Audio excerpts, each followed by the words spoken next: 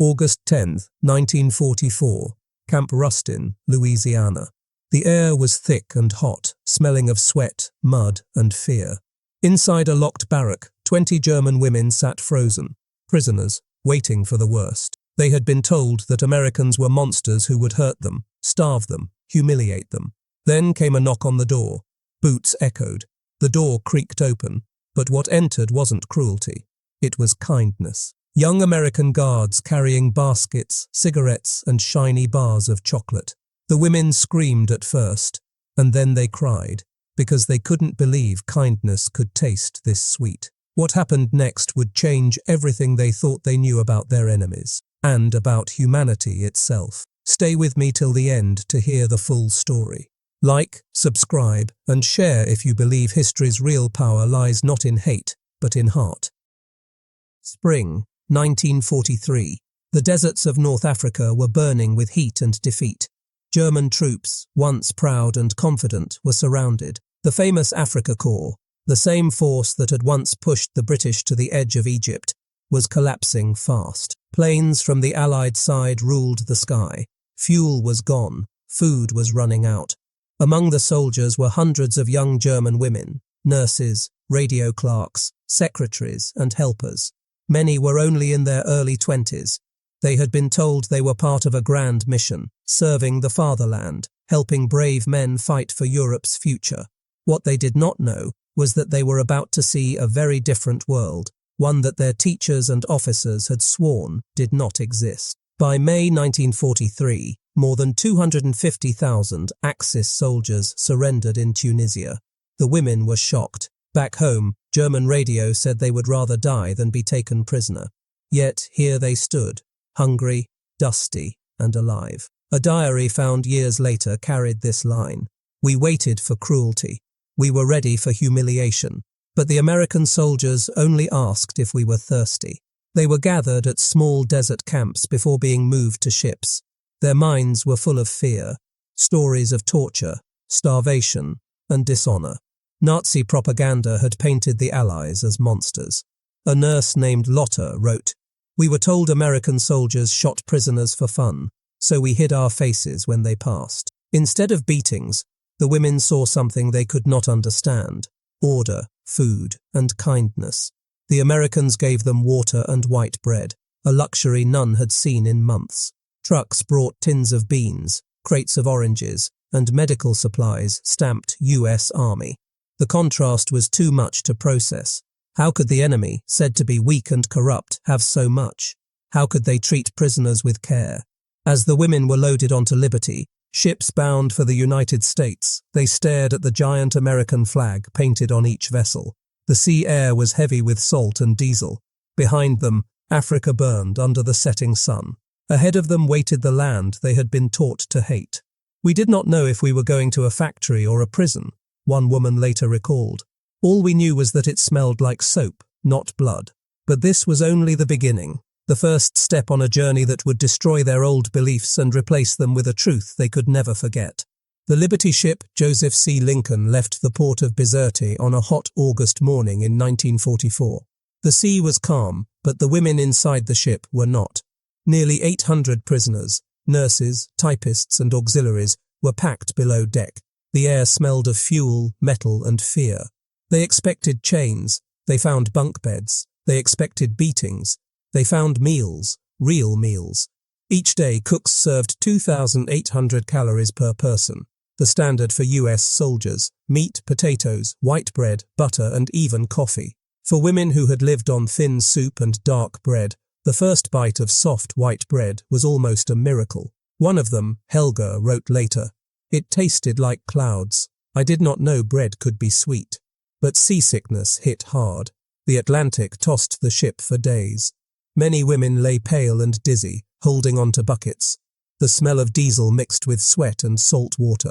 The Americans gave them pills and blankets, trying to help, though few words were shared.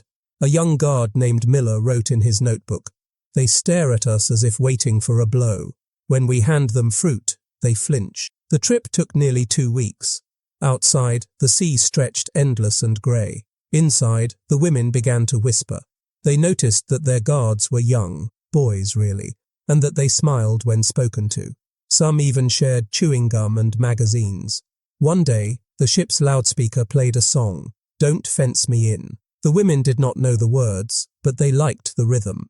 They had been told Americans were rude and violent, but here was music, light, free, and full of laughter. For the first time, some began to wonder if the war had lied to them, if everything they had believed, about enemies, about superiority, was a story built on sand. The ship's captain told them they were heading to Norfolk, Virginia. The women had never heard the name. To them, America was only a rumor, a land of machines, rich food and chaos. Now it was real, waiting just beyond the grey horizon. One night, as they neared the coast, a few women climbed onto the deck under guard. They saw lights in the distance, hundreds of them, glowing like stars. Cities, roads, ships, all alive in the dark. "We thought it was a dream," one woman remembered. "Back home, we had nothing but blackout and silence. Here, the night was bright." The closer they came to shore, the more the noise grew. Horns, cranes, engines. It was the sound of a country untouched by bombing, a place still alive while Europe burned. The women did not yet know it, but their arrival would be the beginning of the greatest shock of their lives. When the Liberty ship finally reached Norfolk, Virginia, the women crowded near the deck rails. What they saw made them silent. Giant cranes lifted mountains of cargo. Rows of trucks, trains and ships moved in perfect rhythm. The air smelled of oil, wood and roasting coffee from a dockside canteen. Everything was loud, bright and organized. These women had been told that America was poor, full of chaos, ruled by greedy men. But here, they saw a land overflowing with machines and energy. One German nurse whispered, "If this is poverty, then we have never seen wealth." More than 425,000 German prisoners would pass through American ports during the war. The women were part of a smaller group, only a few thousand, but their experience was the same: confusion, fear, and disbelief. American guards lined them up for processing. They were fingerprinted, given numbered tags, and handed clean uniforms marked PW. Doctors examined them carefully, noting malnutrition and infections. To their surprise, the Americans treated them gently, with professionalism, not cruelty. Lotta, one of the secretaries, remembered a tall medic saying softly, "You're safe now." She wrote later, "I did not understand the words, but I understood the tone. It was the first kind voice I had heard in months." Trucks carried them from the port to a train station. They expected wooden cattle cars like the ones used in Europe. Instead, they stepped into Pullman coaches, cushioned seats, curtains and overhead fans. The floor was clean, the windows opened to the summer breeze. As the train moved south, they passed fields of corn and cotton, small towns with children waving from porches. The prisoners stared in silence. There were no ruins, no hunger, no bombs. One of them wrote, "I saw people laughing in a cafe. I realized the war was far away here, almost unreal." They were headed toward the interior, to camps built in Texas, Oklahoma, and Louisiana. The ride took days. At every stop, they saw more signs of abundance. Trucks full of oranges, stacks of newspapers, shelves of canned goods. In the evenings, they were given hot meals, stew, white bread, and slices of pie. To women who had eaten dried turnips for months, it felt impossible. Some prisoners began to cry quietly. "We had been told the Americans were animals," wrote one woman, "but the animals were feeding us." When the train crossed into Louisiana, the air turned thick and sweet. Pine trees lined the tracks. Somewhere outside, a radio played jazz. The rhythm drifted through the open windows. It was strange, almost cruel, to hear music in a world still at war. But to the women, it also felt like a promise. Their train slowed. The sign ahead read Camp Rustin. Barbed wire gleamed in the sun, but inside the fences, the lawns were green and trimmed. They had reached their new world, a prison that didn't look like one. When the trucks rolled through the gates of Camp Rustin, the German women looked around in shock. They had imagined dirty barracks, chains, and shouting guards. Instead, they saw neat wooden huts, tidy gardens, and even flower beds. The camp looked more like a small village than a prison. Each woman was given a bed with a mattress, clean sheets, and soap. There were toilets with running water, electric lights, and hot showers. luxuries none of them had seen since the war began. A guard joked, "You have better plumbing than we do." They did not laugh, but they noticed he was smiling, not sneering. In the first few days, the women were taught camp rules. No escape attempts, no shouting, respect the guards. In return, they would have food, letters, and safety. They soon learned that these were not empty promises. Every morning, a loud bell rang. Breakfast was served in a clean mess hall, oatmeal, eggs, and sometimes bacon. To them, it was a feast. In Germany, food had become scarce. In 1944, an average civilian ration was 1,000 calories per day. Here, they ate more than double. One nurse wrote in her diary, "It was the first time I could eat until I was full. I felt guilty for it." The women were organized into small work groups: laundry, kitchen, sewing, clerical duties. They earned a few cents per day, which they could use at the camp canteen to buy small treats like postcards, soap, or even cigarettes. Some learned English from the guards, practicing words at night under dim lights. The air around Camp Rustin was warm and smelled of pine and wet soil. In the evenings, they could hear frogs croaking and swing music from the guards' radios. Life was slow but safe. Still, fear took time to fade. Every knock on the door made them freeze. Every shout made them flinch. The memory of Nazi warnings was strong. They said Americans would beat us, but they offered us coffee, one woman later said. Doctors visited weekly, checking wounds and malnutrition. One nurse, once near death from infection, was treated with penicillin, a new medicine they had never seen. "The doctor smiled when I recovered," she wrote. "It made me cry more than pain ever did." For recreation, there were books, drawing paper, even a small orchestra. Some of the prisoners painted or wrote diaries. They began to talk more, laugh more. A few even forgot they were in captivity. But the biggest change was invisible. It was happening inside their minds. The walls they had built with fear and propaganda were starting to crack. As autumn came, life in the camp began to feel almost normal. The guards became faces they knew. The fear softened. Yet one evening, a simple sound, a knock on a barrack door, would remind them of everything they had once believed, and everything they no longer could. It happened one warm evening in August 1944. The sun was setting behind the pine trees, turning the camp golden. Inside one of the barracks, a group of German women sat on their bunks, writing letters or quietly sewing. Suddenly, there was a loud knock on the door. The sound made them freeze. For a few seconds, nobody moved. They remembered every warning from home. "When the Americans come, hide. They will hurt you." The women looked at each other, terrified. The door opened slowly. 2 young American guards stepped in. They weren't holding rifles. They were carrying baskets. One smiled shyly and said, "Merry Christmas, early." None of the women understood the words, but they saw the gifts: apples, chocolate bars, and small paper bags filled with sugar cookies. For a moment, no one spoke. Then one of the women burst into tears. She reached out, took a piece of chocolate and whispered, "Ich kann das nicht glauben. I can't believe this." That night, the entire camp was filled with laughter and crying. They shared the treats like children, passing each piece around. For many, it was the first real sugar they had tasted in years. The smell of cocoa and apples filled the air. One diary read, "We screamed when they knocked. Then we cried when we tasted chocolate. Everything we had been told about them fell apart in one bite." The guards didn't understand the full meaning of that moment, but for the prisoners, it was powerful. Kindness had broken fear more effectively than any speech. In the following days, more surprises came.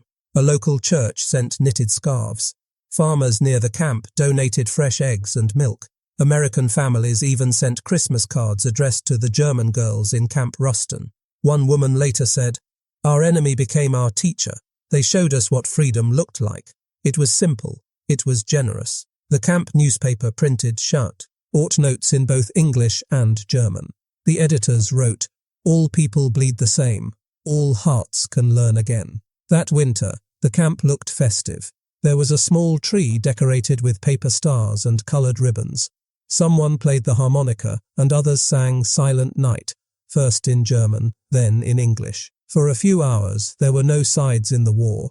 only humans sharing warmth in a cold world. But outside the wire, the war still raged. Cities burned in Europe, and families starved. The women knew that somewhere far away, their brothers were fighting and dying. The thought filled them with guilt. Still, something had changed forever inside them. They had seen that mercy could exist, even between enemies. As one wrote, this was not propaganda. It was real. And that reality changed us more than any battle ever could. The days ahead would bring even more surprises, new technologies, new work, and lessons about the strength of peace. By early 1945, life in the American camps had become strangely calm. The women woke up to birdsong, not bombs. Each day began with the smell of coffee and soap, not smoke and fear. But the biggest shock wasn't comfort, it was discovery. For the first time, they saw how much America could build, make, and heal. Inside the camp hospital, doctors showed them X-ray machines, shiny and humming with electricity. A few women were treated with penicillin, the new miracle drug that saved lives in hours. In Germany, even the wounded soldiers rarely saw medicine like that. One nurse, Greta, wrote, "They used a machine to see my broken ribs. I thought it was science fiction. Then I realized, this is normal for them." The women were also allowed to work on nearby farms and factories under guard.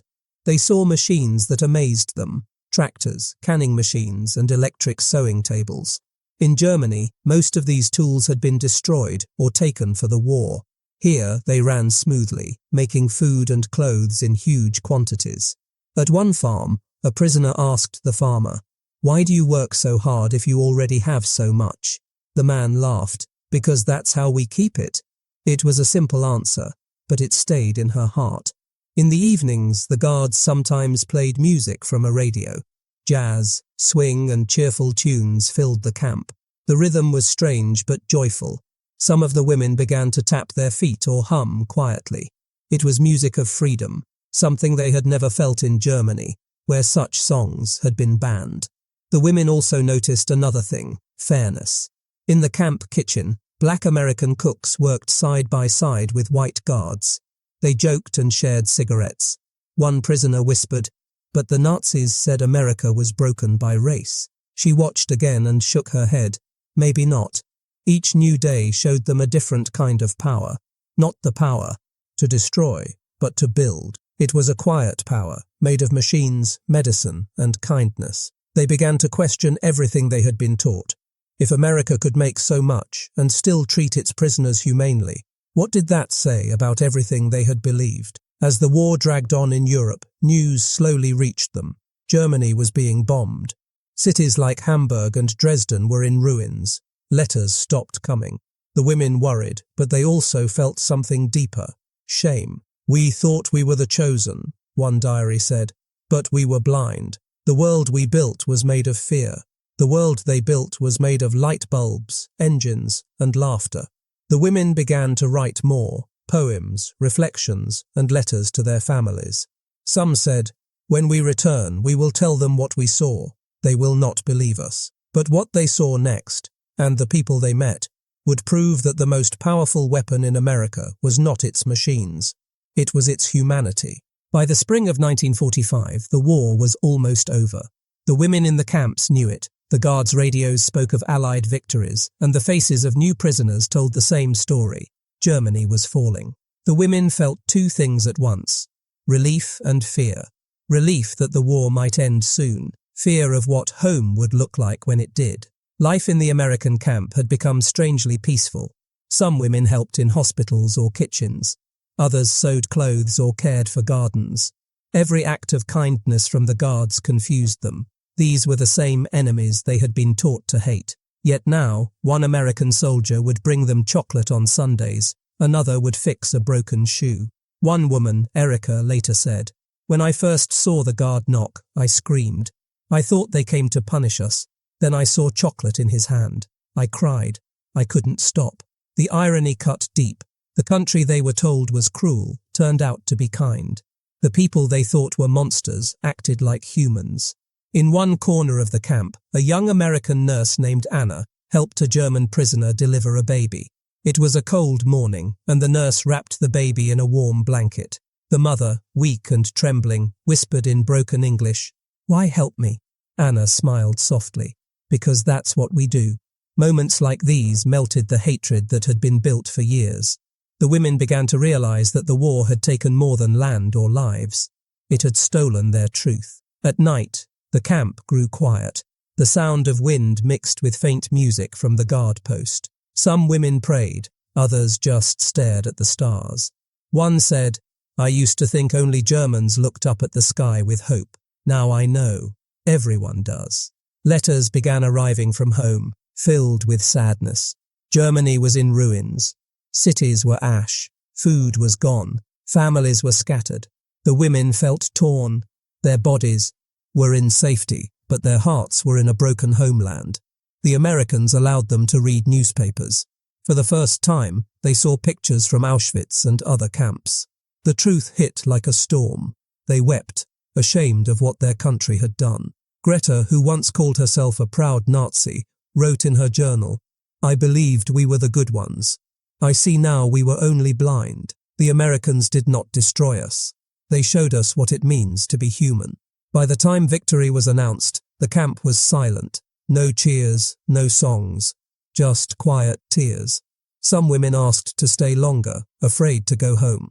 They had entered as enemies, but were leaving as students, of kindness, of truth, of humility. But the hardest moment was still to come, saying goodbye to the land and the people who had changed their hearts forever. The war ended in May 1945. Germany had surrendered. The guns were silent, but inside the camps, the women were full of noise. Whispers, crying, laughter, fear. They were going home, but home no longer meant what it used to. The day of departure was strange. The women packed the few things they had, small gifts from the guards, drawings, bits of chocolate wrappers, letters. Some hugged the nurses and guards goodbye. A few even cried openly. The guards didn't stop them. They understood. One American officer said softly, "You came as prisoners. You leave as people will remember." On the train back to the coast, the women looked out the window and saw America passing by. Clean towns, busy farms, children playing. Everything was alive and full of color. One woman whispered, "So this is what peace looks like." When they reached Germany, the view changed. The land was grey and broken. Houses were burned, bridges fallen, cities empty. Smoke still rose from piles of ruins. The air smelled of dust and loss. Some women found their homes gone, their families missing. Others returned to places where neighbors looked at them with suspicion. The war had not only destroyed buildings, it had broken trust. A few tried to tell others what they had seen in America, the food, the fairness, the kindness, but people didn't believe them. "The enemy treated you well?" they said. Impossible. Yet the women knew it was true. They had lived it. Years later, some of them would write letters and memoirs. They spoke of a strange truth, that their time as prisoners had freed their minds. They learned that real strength was not in shouting or conquering, but in kindness and respect. One former POW wrote, "We lost the war, but we found something bigger, our humanity." Many of them kept one piece of chocolate paper or a photo from their camp days.